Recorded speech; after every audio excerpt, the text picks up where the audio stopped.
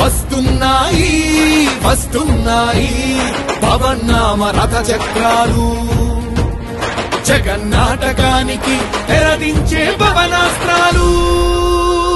జయ హో వారాహి, జయ జయ హో. అడిగి పిఠాపురం ఖాయం చేసుకోమని చెప్తాను. కళ్యాణ్ పిఠాపురం నుంచి పోటీ చేస్తారు. ఈ రోజున జనసేన పార్టీ నిలబడింది. ఇంత ప్రేమను చూపించిన మీకు నా కడశ్వాస వరకు ఈ నేల కోసం పనిచేస్తూనే ఉంటాను, మీ అందరి కోసం పనిచేస్తూనే ఉంటాను.